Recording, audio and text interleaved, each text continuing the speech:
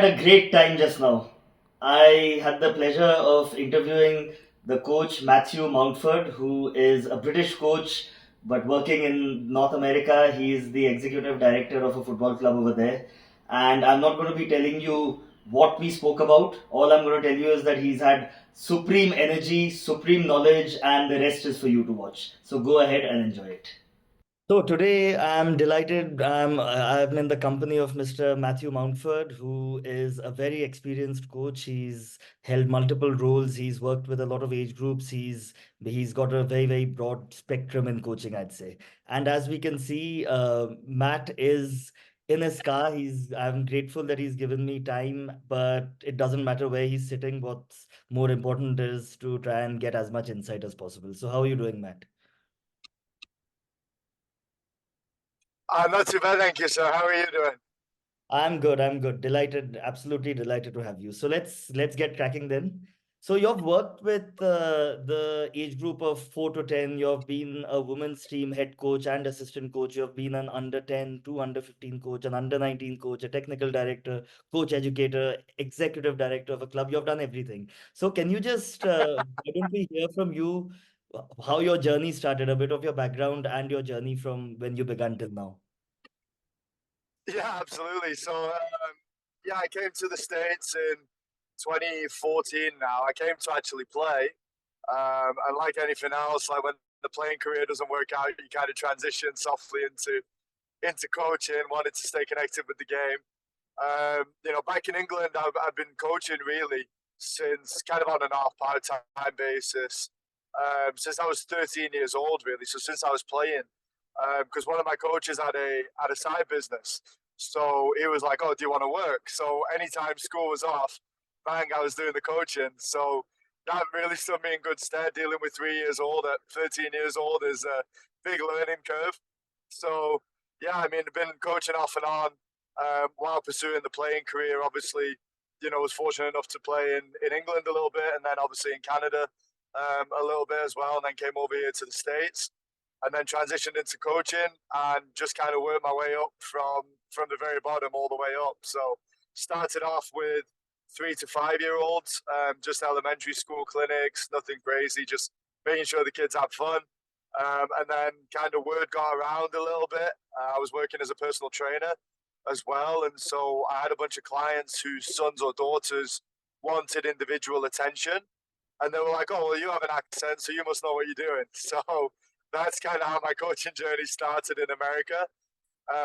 Kind of word spread a little bit about a new coach in town type thing. And then, yeah, I just kind of got brought in by different clubs to run sessions. And then from there, it kind of just progressed, quite rapidly, really, because I've only been in the States less than 10 years. So to go through all that experience here has been a really great learning journey. But yeah, definitely busy, that's for sure. So now I thought I had covered all the roles, the million roles you have done, and now you say you've also been a personal trainer. Now that's phenomenal. But can you tell me about more about Pace Setter Soccer Club, a club that you serve as an executive director? Yeah, absolutely. So we're a non-profit organization in Toledo, Ohio, which is northwest Ohio. It's kind of on the border of southern Michigan, so about an hour away from Detroit. So it's a really good location, about 2.5 hours away from Chicago. So again, a really good central location. We have about 500 kids in the club from all the way from six all the way through to under 19s. We travel, so we're in the ECNL RL, which is the Elite Club National League. We do it regional, so we're in the regional league, and then we're in the Elite 64 regional league platform for our boys as well, and on the ECNL side, the girls. We compete all over the country. So I just got back from St. Louis this weekend. I was with the girls there for a college showcase, so it was really, really good. I guess the equivalent would be a academy side, kind of in the UK or worldwide.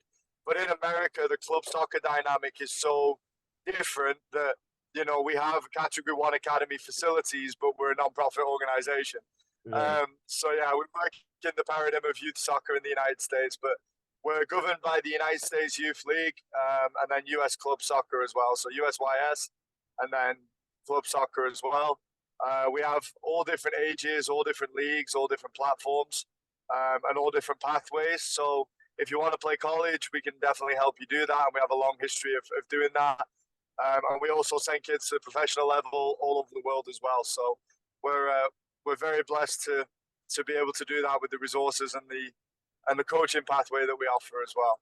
It sounds like a professionally run club, and I wanted to know what your player identification pathway is, as well as the club's DNA and stuff like which software you use to plan your sessions. So if you can tell me more about these three things, it'll be great.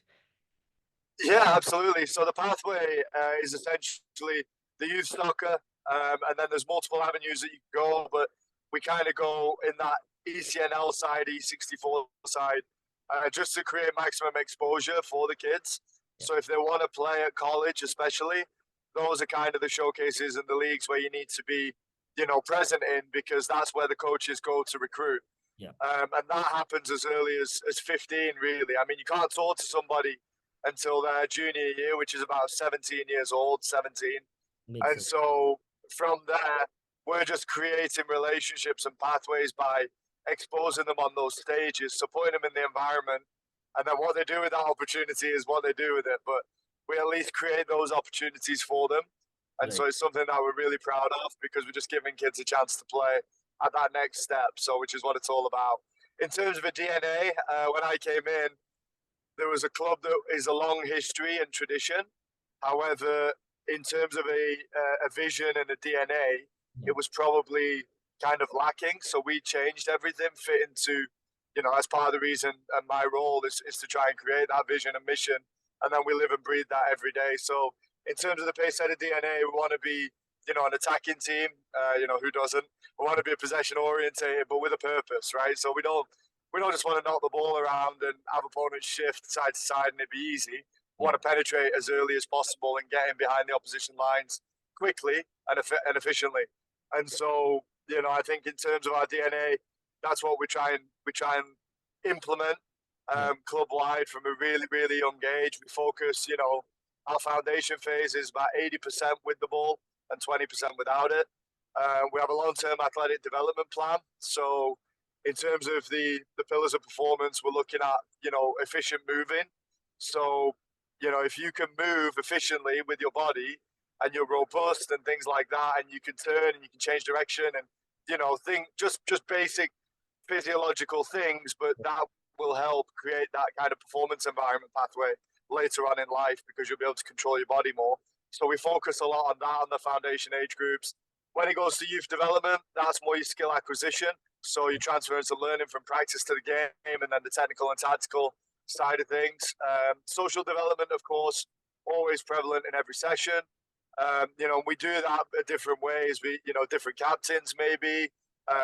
Maybe we, do that individually in a conversation like, hey, now I want you to give, your player, your centre back, this information. Like, can you do that? So that way it's not coming from the coach all the time. It's peer-to-peer learning, and we're getting those leadership qualities that, we feel you need to be successful in life. So we try and create the environment and then transfer the life skills needed, to any vocation. So that's kind of our DNA is trying to make soccer inclusive. So came up with a mantra of safe, secure, and supportive.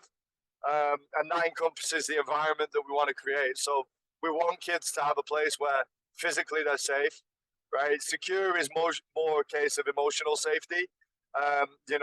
Making sure that psychological safety is there, making sure that they know that they have a place of belonging and a sense of belonging, that they can always come here whatever time of day they want and they'll have a place where they belong. And then the supportive aspect is kind of self-explanatory, but as a coach, we need to make sure that we're creating the environment and we're supporting them 100% of the way as well. And then that extends to their external environment, right? So family, friends, teachers, extended family members, like making sure that they've got that support in place that they need so that they can shine and thrive on the highest of stages. And that's kind of our DNA in a nutshell. A bit of a long-winded answer for you. Yeah, that's kind of what we do every day. No, I enjoyed listening to it. It wasn't long at all. I mean, from the way you've described it, I feel like coming in for an internship immediately. But yes, wonderfully explained. And also, I'd like to know what kind of software do you use when you plan your sessions at the club? Yeah, absolutely. So we have a different variety. We use Coach Better, and then we use Sports Session Planner as well. I'm quite fortunate enough to be on the FAW, which I'm sure we'll touch on later. And so we get access to Sports Session Planner as part of that. So we plan, we also have the Dugtig brand books as well. So I purchase those for every coach in the club. So that way they have a notepad. You can't beat pen and paper as well. Right. Especially for making little tweaks here and there in a session. So, maybe it's a drinks break and, oh no, I need to shorten the area 15 yards. Little tweak, done. And then we're on with it. So, we require sessions submitted before. So we try and plan our week out. So that way, we can hit the curriculum topics. We work on a 4-week block and sports session planner, Coach Better. That's been a really, really good resource for us. I'm aware of Sports Session Planner because I've done my UFRB through the Welsh, through the FAW. So it's a fantastic resource for Nice. them. And now I want to understand a bit about the American game now. So I've come across the term Olympic Development Program across America. So can you just, because I'm sure not many of us in India would be aware of it. So what exactly is this program? Yeah, so it's like anything, right? It's a different pathway. So the Olympic Development Program that I was lucky enough to run in Pennsylvania, and help facilitate kind of that learning environment. Essentially, you get the kids who you think have the highest ceiling, and then you get them to sign up for the program, for the sessions. Typically in Pennsylvania, it was great because we only did 6 weeks. And to be eligible for selection for the national or regional teams, you only had to attend 50%. And why we did that is because the club schedule is so demanding. We didn't want to go to clubs, burn that bridge, and say, hey, we're going to steal all your players and you're not going to be having them available for this weekend or this weekend.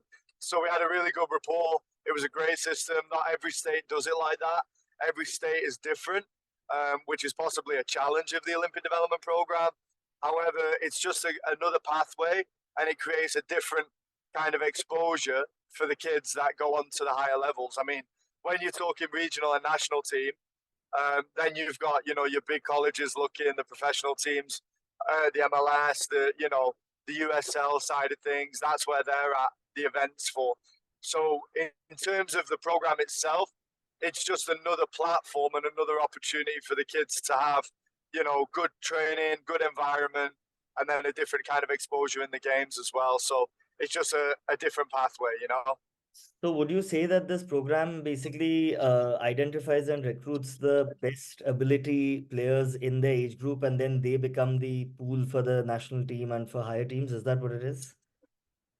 Essentially, yes. However, it's a little bit more nuanced because I'm sure that many people would argue that their states don't get the best of the best because club soccer and youth soccer is so prevalent, and because the travel and everything like that, the ECNL, the E64, those governing bodies have a monopoly of the market and the audience. And so, what that means is that the ODP side of things, you're probably getting more kind of, rather than the best of the best, you might get the second best or the third, right?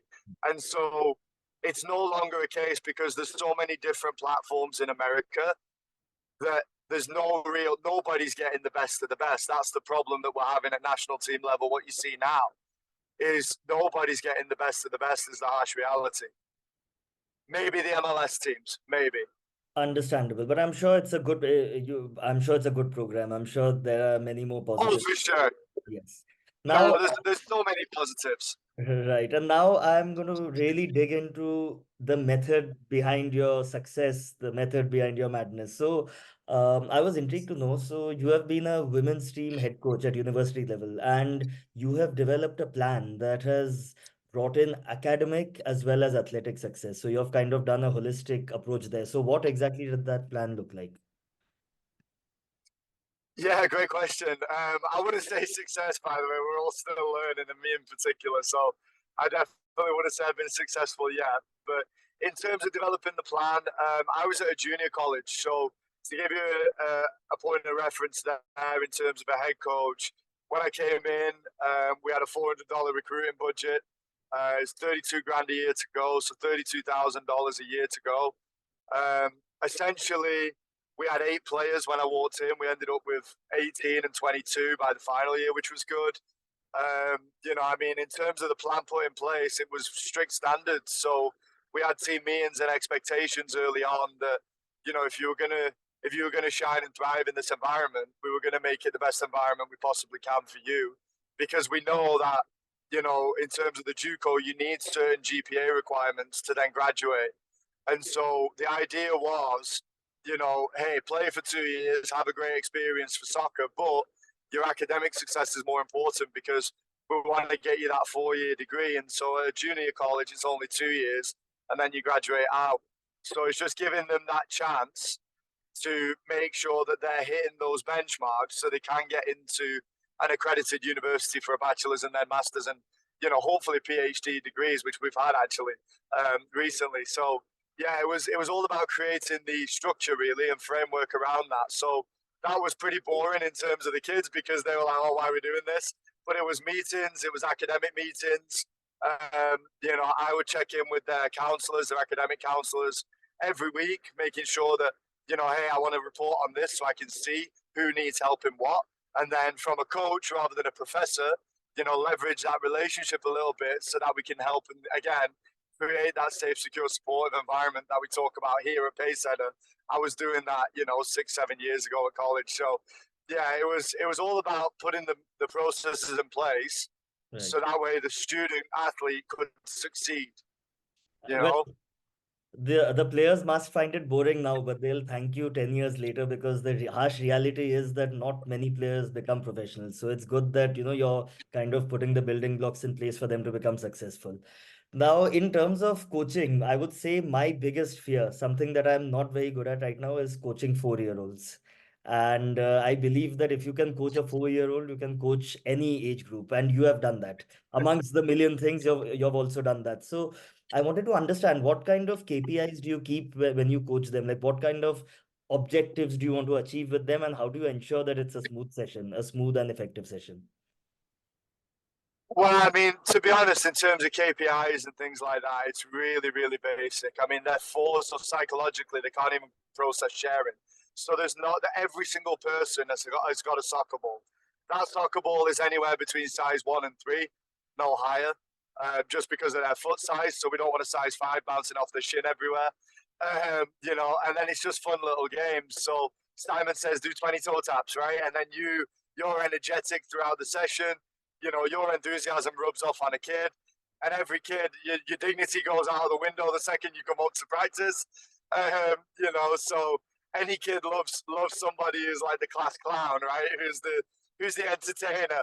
So that's what you have to be. So it's like you're putting on a show for them, and you're making sure that they're having the best experience possible. And that doesn't matter if it's a 4-year-old or a pro, right? Like that's my aim, is to try and inspire people through soccer and through football to create that inspiration and create that buzz that we get and the joy that we get through the beautiful game. So in terms of KPIs, it was more a case of can they toe tap on the ball, right? Can they use the bottom of the foot to move the ball? Can they use different surfaces of the foot to dribble with the ball? Can they stop it?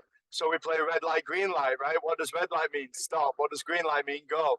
And so they can get those concepts, right? Also like freeze. So you're saying freeze and now they have to stop. So that's that reaction time and the awareness, right? And so now you're getting kids at 4 years old that can maneuver the ball with different parts of the foot, can turn at the dime, can stop and freeze.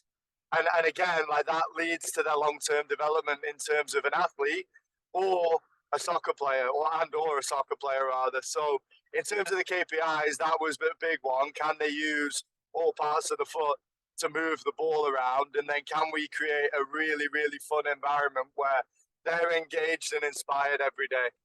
And I'm sure they'll be engaged because if this is the level of energy you have on a podcast, then I can only imagine what you're like when you're on the football field. So I'm sure they are in safe hands.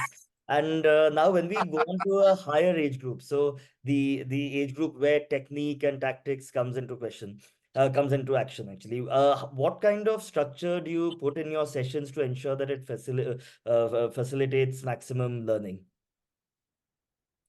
Yeah, to be honest, competitive spirit. So there's always a winner and a loser, and that's okay.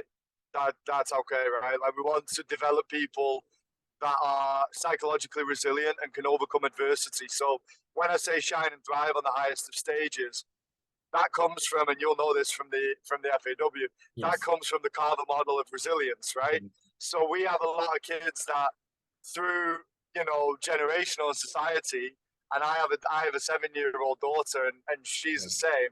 They struggle with adversity because we don't create it for them. So every session, I try and create that struggle, Right. whether that's bad refereeing, and I'll just point that down to VAR, right? And Right. so we'll have a laugh with it. But again, it's not like being super serious in the terms of bang, bang, bang. It's more a case of, hey, well, listen, life's unfair. It's good that you learn it now. You'll thank me for it later, right? And then we get on with it and they're like, all right. But again, they're developing those tools in a safe, secure manner and supportive manner that Right. they feel like they don't even know it's happening, and that's the beauty of it.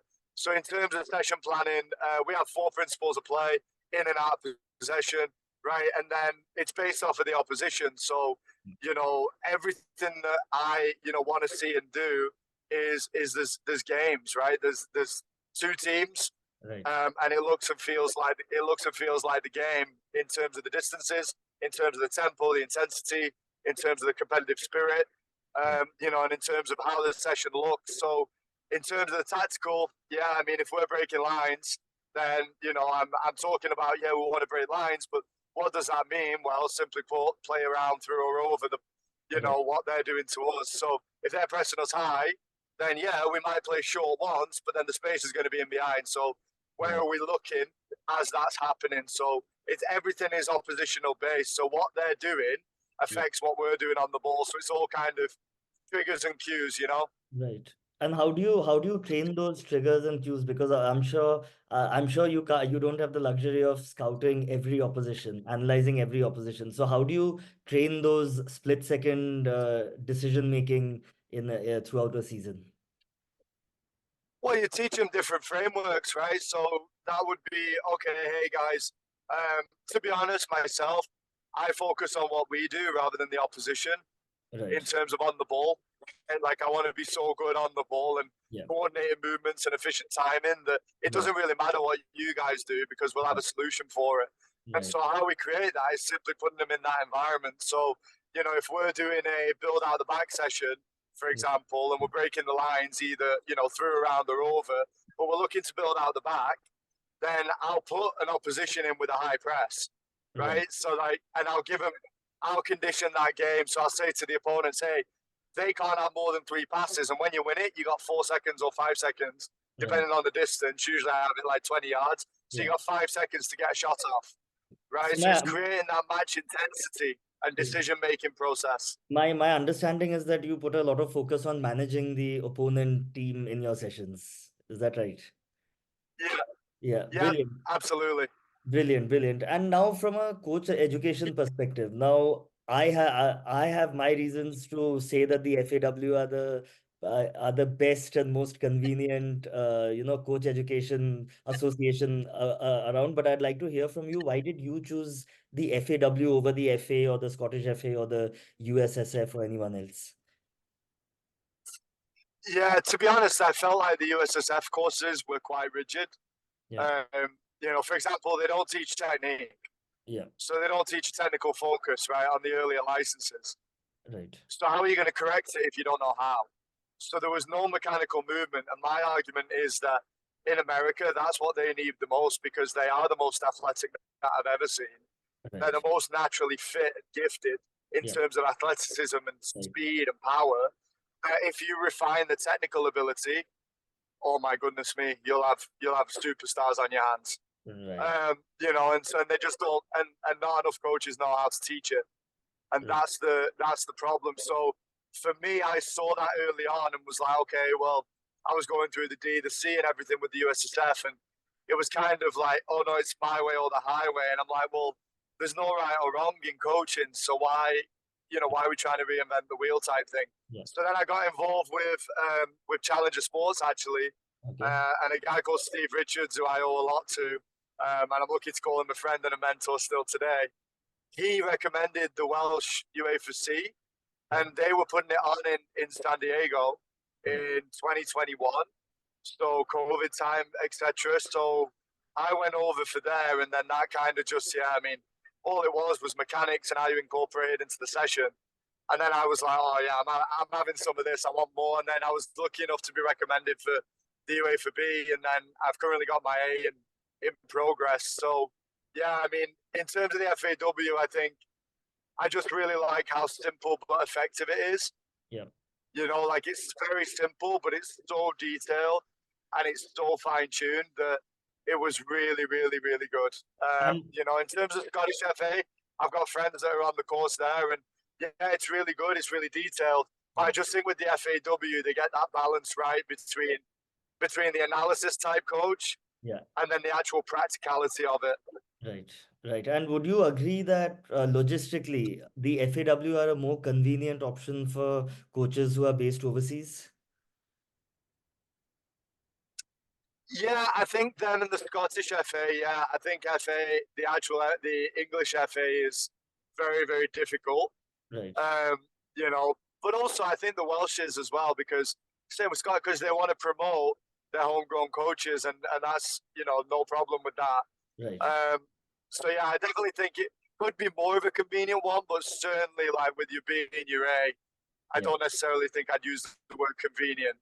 Right. Okay. I understand. No, because when I did my UFAB, I only had to go to Wales for 4 days. So that was good for me because all the theory happened online. But yes, so I was lucky. Oh, nice! I had to go for 10. Okay. Yes. So I mean they have it differently on different days, different months. I don't know how they design it, but I was lucky. But yes, anyways, so now you've coached a lot. What can you tell me your experience of players moving from a youth level to an elite level? Yeah, the biggest thing is those standards and behaviors. To be honest, like the technical and tactical, if they're going to that level, chances are they're already there technically and tactically. So it's a case of refining it a little bit, but socially and psychologically. So the biggest thing that I see is the psychological resilience. If you don't have that, then you're not going to make it, and that's where I think honestly the biggest difference is. I've kind of what I understand from this is that your primary focus is on the social aspect, and then everything else just falls in place through effective coaching. Is that right? Yeah, I mean it's definitely more of a holistic, but also it's from the foundation phase. Right. So it's from first touch, like they're going to be developed technically. So one of our 7 key qualities is technically gifted. Yeah. And so we don't neglect that for anything, because that's your foundation of everything. Right. It's just as you get older into that elite environment, the dynamics change, and it's more the psychosocial for sure. Right. I beg your pardon. I used the wrong word. It's more of holistic rather than social. Yes, absolutely. And now you work with a lot of coaches, developing a lot of coaches. So are there any tips you would give to the usual coach on how to implement a high performance holistic environment like you do at your club? Yeah, I would say it's always a work in progress, and nothing's linear or perfect.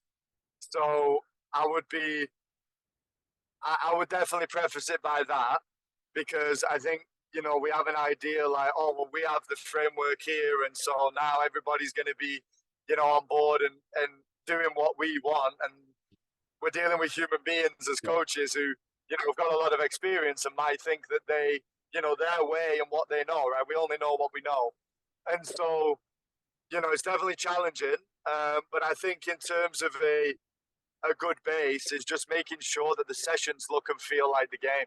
Yeah. So, that's where I start. Yeah, 100%. Like, are the distances, representative of a game? Is the tempo, equal to that of a game? Is the, communication factor, Yeah. Is it reminiscent of a game, right? And so that's where the first pillar starts, non-negotiable every time, is does it look and feel like football? If it doesn't, then Yeah. why, Right. right? And then, okay, well, maybe your area size is too big or too small, right? And sometimes it's minor tweaks that create the biggest of differences. Yeah. So maybe a coach has got a great session and they're working on, switching the play, Yeah. but yeah, and they're only doing it in a 15, 20-yard radius, whereas on a game day, we want to circulate the ball so we can swing out the other side, Right. right, to the spare player, and that's going to happen over about 50 yards of the width of the pitch, Yeah. especially because we want max width. So again, it's like, how does that session then look related to your learning objectives? Yeah. So what's your topic? What's your focus? And then how are we then implementing it by the session itself? So the area, the challenges, the conditions of the game, right? Like, does it have two teams, right? Are you putting in a neutral there? If yeah, no problem. Yeah. But again, why are you doing what you're doing? And so I always leave it open ended, and Right. I'll always ask the question like, "Oh yeah, I love what you did there. What can you talk to me about that?" Right. And then they'll be more inclined to be open minded a little bit.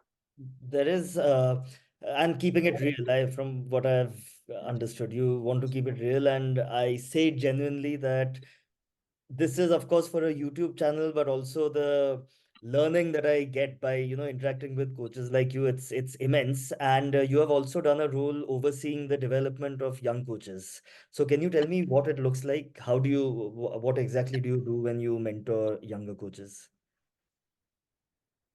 Feedback, feedback, and then give them tangible evidence to support what you're saying. Yeah. So that could be picking up the phone, that could be going out for a coffee. I like to do more informal Yeah. meetings and team gatherings because I just think everybody's more relaxed. You can get a little bit more. Yeah. But certainly, I mean, sometimes you do have to have the tough conversations with, hey, that's going kind of against what we're doing. And Right. as a young coach, like we want to make sure that we're following the guidelines because and here's why, Yeah. right? This is how we feel it will help your kids and then your development as a coach. Yeah. So if we're not helping, we're hindering. And Right. so for us, I think that's where, and for me, I think that's where I focus more is, texting, picking up the phone. Maybe it is a formal sit down. Right. I love Starbucks coffee, so usually it's a meeting there. Right. And just getting people's feedback. Makes sense. Makes sense. Now, this was all I had planned for, but because there's a little bit of time left, I really want to pick your brains on a few more things. So, have you had the experience of working with senior men's in men's football? Yeah, a little bit. Not too much. I've gone as Right. far as college, but in terms of the senior, there's a summer league, and I was involved with that. So I was running sessions and in and around that environment. Right. So yeah, And now, again, from what I understand, you like to make people think. You like to get the you are quite a, I would say, attack-minded coach and all that stuff. But now in men's football, I'm sure you have to deal with a bit of ego, with a bit of people having their own ways of doing things. So how do you manage that while also ensuring that the outcome is achieved? yeah. I mean, it's like anything, right? Like every human being is different, and so they are just human beings. A big inspiration my former coaches, and then also, obviously like your Pep Guardiolas and even now like Ange Postecoglou, the way he speaks, I can relate to a lot of that. Right. And that's kind of the style. It's more a case of, okay, well, if you're going to come in and give it the big time, Charlie, you better be able to back it up. Right. And if you can back it up, son, no problem. Right. But if Yeah. you can't, then sit your backside down on the bench because now you're not doing anything, Yes. right? And so again, it's firm but fair, right? Like I'm very, very kind and Yeah. giving and supportive, but I'm also demanding as well. Right. So we demand excellence every time Mm. in terms of the men's environment or women's senior environment.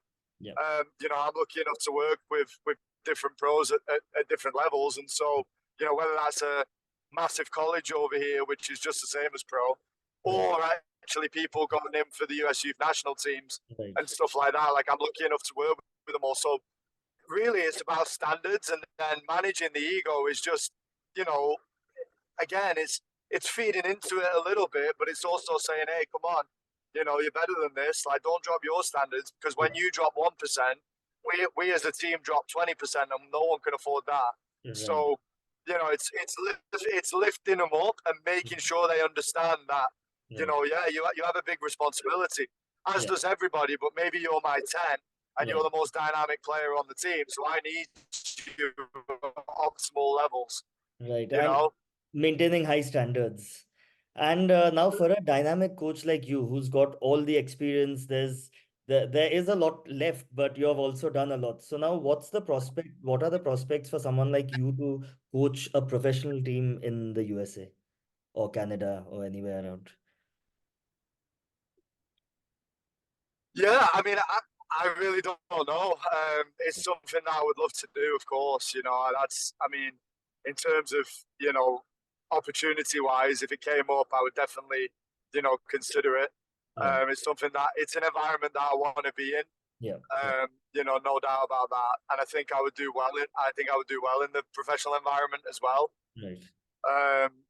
Just based off of the experiences, but also just kind of the personality. Right. So it's definitely an opportunity that I'm more than open to. I really hope that we do see that day one day.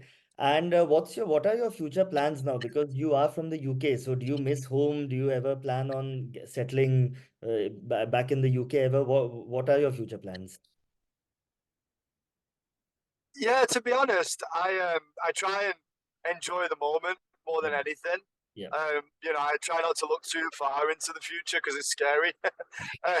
But no, I think I have a young daughter. She's 7 years old. So I mean, in terms of the future, I just kind of focus here and now because Right. we only get really the present. That's what's Yeah. guaranteed. So Right. I used to be the opposite and look too far into the future, but now I try and focus on the present more so than ever and just enjoy where I'm at. And as long as I'm helping people and truly no fluff or anything, as long as I'm helping and serving others and inspiring others through football, through this game, Yeah. then I'm a really happy person. And do you miss home at all? Do you have family back home? Yeah, all my family's back home. My sister's in Australia, Okay. but mum and dad, uncles, everyone's back home in England. Yeah, I definitely miss it from time to time. Yeah.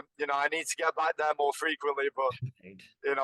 life doesn't allow sometimes. So, Right. but yeah, I miss some things for sure.